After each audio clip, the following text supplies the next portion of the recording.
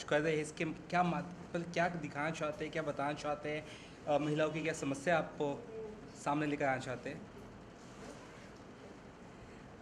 So Sakshi started in 1992, और and we started as a center for preventing gender-based violence.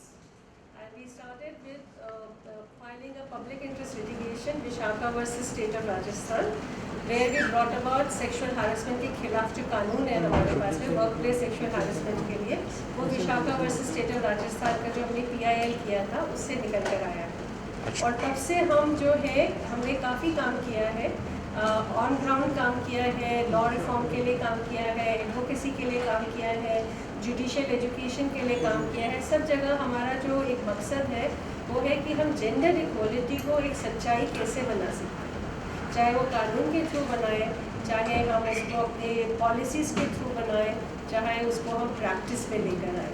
तो हमारा आज का ये जो नाटक भी है ये हमारा एक साक्षी के अंदर ही एक इंडिपेंडेंट वर्टिकल है एस बॉक्स, जिसको नताशा चलाती है।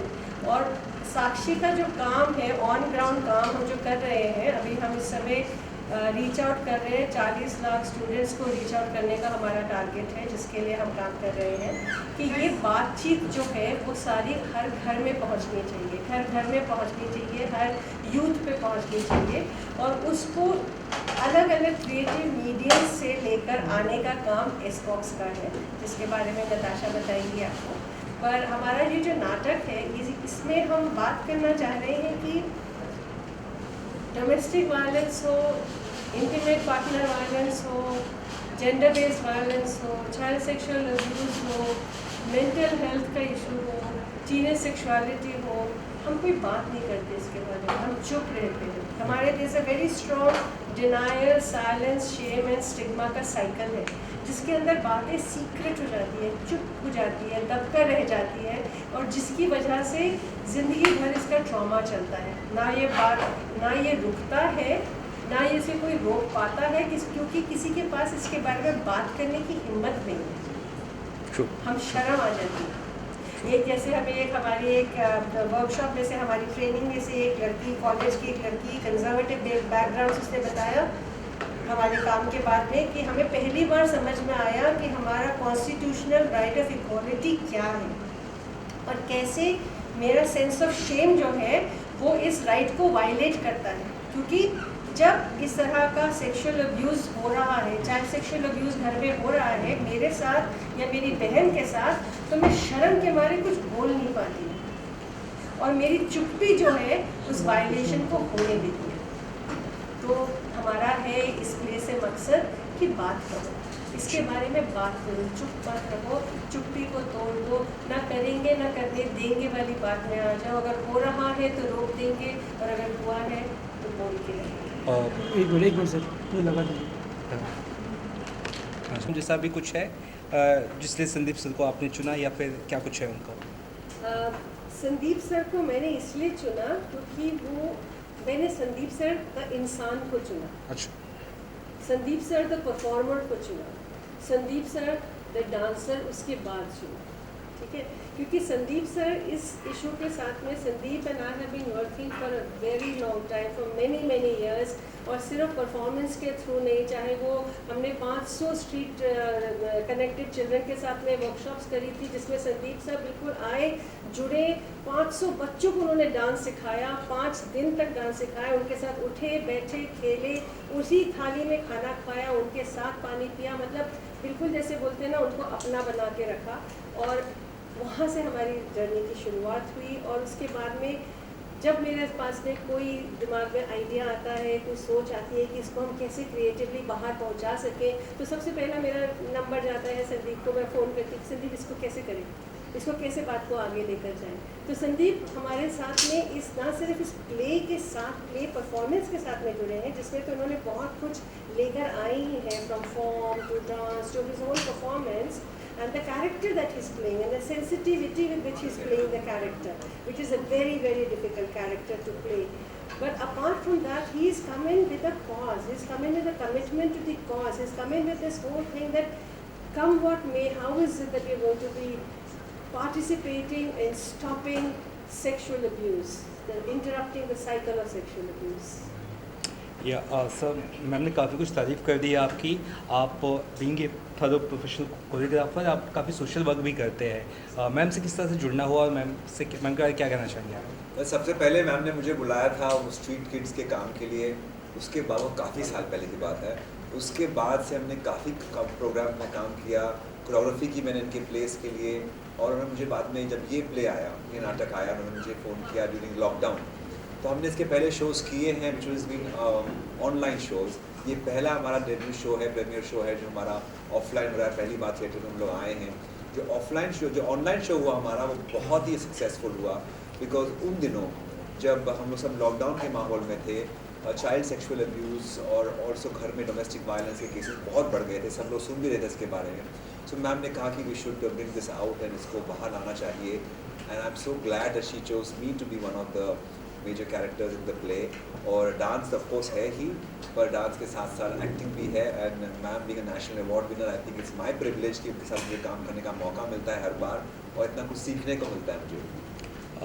संदीप सर, डांस भी एक बहुत बड़ा मीडियम है, एक स्टोरी, एक प्रॉब्लम को, स्पेशली जैसे ये मैम का साक्षी जो एनजीओ है, लेडीज़ की प्रॉब्लम्स को भी बताने का। डांस एक अच्छा आर्ट है, क्या लगता है आपको कितना बिल्कुल, प्रभावशाली? डांस जो है उसकी कोई भाषा नहीं होती, ना हिंदी में होता है ना इंग्लिश में होता है। डांस की अपनी ही एक अलग लैंग्वेज होती है जो हर किसी को समझ में आती है। तो वही खासियत है डांस की। और डांसर एक ऐसा मीडियम है, एक ऐसा माध्यम है जो आपको मैसेजेस बताता है। हम लोग एक खिड़की हैं, सोसाइटी की खिड़की बोलते हैं ना, हम एज डांसर वो खिड़की हैं जो सोसाइटी में क्या हो रहा है वो दिखाते हैं, वो दर्शाते हैं। तो हमारे डांस के माध्यम से, गाने के माध्यम से, म्यूज़िक के माध्यम से, एक्टिंग के माध्यम से और नाच गाने के माध्यम से जो हो रहा है हमारी सोसाइटी में चारों तरफ, वो सब हम लोग लेकर के बाहर आते हैं। और आज का नाटक घटघट में पंछी बोलता है यही बात दर्शाता है, डांस के थ्रू भी और एक्टिंग के थ्रू भी, गाने के थ्रू भी, कि किस तरह से हम लोगों में जो अंदर की भावनाएँ होती हैं, वो अच्छी हो बुरी हो, डिफरेंट फीलिंग्स होती हैं, वो सब जो भी हो हमें बोलना चाहिए, या अपने आप से बोलें। उसके सब इम्पोर्टेंट ये भी है कि आप अपने प्रियजनों से बोलें, उनसे बात करें और कन्फाइड करें जो भी आपके साथ हो रहा है, अच्छा या बुरा जो भी आपके साथ हो रहा है। आज के ज़माने में ऐसा हो गया है, फेसबुक का ज़माना है, इंस्टाग्राम का ज़माना है, हम लोगों से बात नहीं करते, हम केवल प्रोफाइल्स चेक करते रह जाते हैं और अपने मन की बात नहीं बोल पाते। तो अगर आपका कोई दोस्त है, अगर आपके घर वाले हैं जो सुनते हैं, या घर वाले ना सुनते हो तो बाहर कोई सुनता होगा, तो NGOs हैं साक्षी जैसी सुनती हैं, आप उनके पास जाइए और बात करिए, क्योंकि जो भी प्रॉब्लम हो रही हो उसका सलूशन मिलना ही चाहिए, उसका एक्सेप्टेंस मिलना चाहिए। मैम, आप बात करते हैं डोमेस्टिक वायलेंस की, मेंटल जो इश्यूज़ है स्पेशली महिलाओं के, जहाँ पे mentally they are not that good in शादीशुदा सिचुएशन में, तो उनके लिए क्या मैसेज रहेगा? स्पेशली जो शादी के बाद जो लेडीज़ लोग को प्रॉब्लम्स होते हैं, डोमेस्टिक वायलेंस होता है, उसके बारे में ज़रा अगर आप, वो कैसे आपसे जुड़ सकते हैं अगर आप? बहुत तरीके हैं हमारे साथ में जुड़ने के लिए। सिर्फ उन्हीं लोगों को नहीं जो ट्रॉमा से गुजर रहे हैं, जो तकलीफ़ों से गुजर रहे हैं, बल्कि सभी को, मेन वेमेन अदर्स, सभी को जुड़ के जब तक हम लोग कलेक्टिव एक्शन नहीं करेंगे, जब तक हम लोग कलेक्टिव रिस्पॉन्सिबिलिटी नहीं लेंगे, जब तक हम कलेक्टिव अकाउंटेबिलिटी नहीं लेंगे, तब तक यहाँ पे कुछ बदलने वाला नहीं है। तो ये सिर्फ महिलाओं के लिए नहीं है, ये सिर्फ बच्चों के लिए नहीं है, ये सभी के लिए है, ये इंसानों के लिए है कि हम लोग अगर सब लोग जुड़कर एक बात को मान लें, डू नो हार्म। हमारा एक दूसरे के साथ में रहने का, जीने का तरीका है डू नो हार्म। और कैसे हम अपनी एवरीडे लाइफ में इक्विटी को प्रैक्टिस कर सकते हैं, बस छोटी सी बात है, respect, dignity and boundaries. Thank you sir. Thank you. मैं एक सवाल जोड़ना चाहूँगा जी कि कुछ लोग को रिलाइज 1 साल बाद होता है, 2 साल बाद होता है, जैसे उनके साथ कुछ अत्याचार हो जाता है, जी और 1 साल के बाद या 2 साल के बाद वो कंप्लेन करते हैं। पुलिस का ये बोलना होता है कि इतने साल के बाद आपने कंप्लेन क्यों की? जी तो मैंने उनसे जब वो बात की तो मुझे मालूम ये पड़ा कि उनको स्टार्ट में रियलाइज़ नहीं हुआ। बिल्कुल। उनको 1 साल के बाद रियलाइज़ हुआ कि दोषी मैं नहीं, दोषी वो है। तो ये जो चुप्पी वाली जो मैटर आपने बोला था, ये चुप्पी वाला इनको कैसे जल्दी रियलाइज़ हो, ऐसा कुछ मुहिम क्या करना चाहिए इनको जल्दी रियलाइज़ हो? इसी मुहिम को हम चला रहे हैं।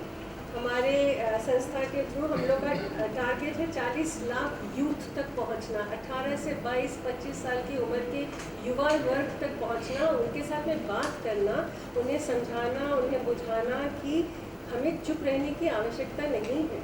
हम बात कर सकते हैं और बात इस मुकाम तक पहुंच जाए कि आप लोग बोले ये वायलेंस है, वहाँ पहुंचने से पहले ही इसे रोका जा सकता है, वहाँ पहुंचने से पहले इसे बदला जा सकता है। जैसे जस्टिस वर्मा ने कहा था अपनी जस्टिस वर्मा रिपोर्ट में कि अगर हम ओगलिंग समझते, स्टेयरिंग, रोड ताकना, अगर हम ताड़ना बंद कर दें, अगर हम ताड़ना रोक दें तो रेप रुक जाएगा।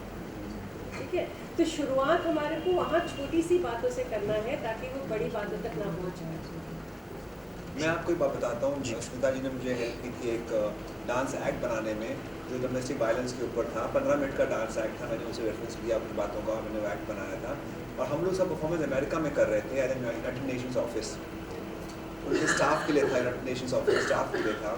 हमारा परफॉर्मेंस ख़त्म हुआ, उसके बाद में एक अफ्रीकन अमेरिकन लेडी और उसके साथ में उसकी बेस्ट फ्रेंड, 15 साल से बेस्ट फ्रेंड चाइनीज़ लेडी, दोनों मेरे पास आई और रो रही थी। मुझे लगा क्यों रो रही मुझे पता नहीं। वो हमारा एक्ट जो था डोमेस्टिक वायलेंस का, इसके ऊपर था कि आप किस तरह से आप पे अत्याचार हो रहा है तो आपको बोलना चाहिए। वो दोनों औरतों ने आके मुझे ये कहा कि हम बेस्ट फ्रेंड्स हैं 15 सालों से, यूनाइटेड नेशंस ऑफिस में काम कर रही हैं, पर हमारा दोनों के साथ में, एक के साथ 8 साल से, एक के साथ में 12 साल से डोमेस्टिक वायलेंस हो रहा है और उन्होंने आपस में बात भी नहीं की उसके बारे में। पर सर आपका शो आज देख करके हमने एक दूसरे को बताया है और हम इसको आगे ले जाएंगे। आई थिंक वो जब शो हुआ उसका मतलब ये हुआ कि हमारा काम संपन्न हो गया।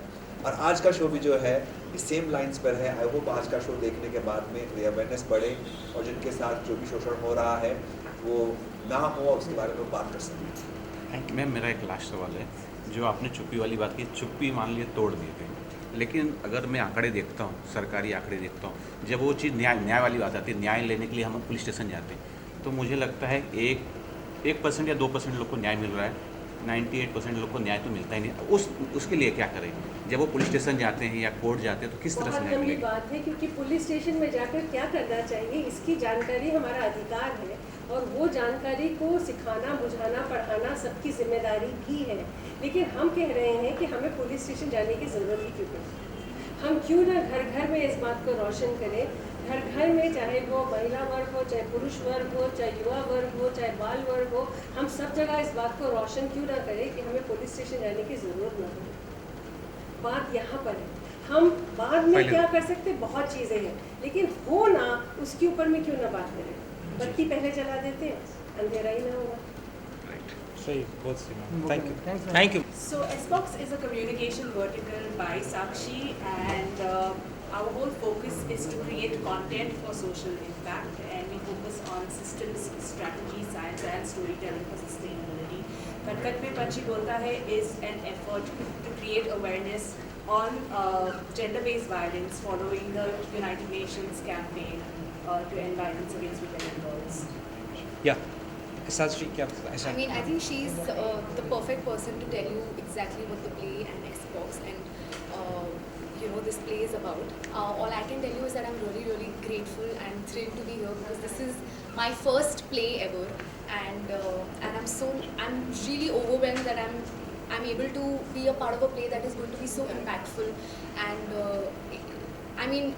The whole motto of this play is to start a conversation and encourage women to speak up, and I'm just really, really excited.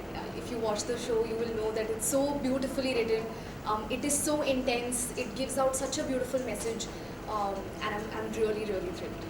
What's your take on the women's violence against women? Like this Sakshi जो हाँ. What's your take on the cause? Like the play is named Khat Khat Mein Panchi Bolta Hai. According to me, it means that it's every house story. This happens in every home, and it is really, really depressing that this happens. And there are even what is even more depressing is that women are so scared to come and speak up about it. So through this play, I hope whoever watches it and whoever's not been able to watch it, at least the conversation is starting. Like whoever watches goes and tells another person and tells what the play is about. And I mean, it is very important, and I feel like through this play, people will come up and speak up and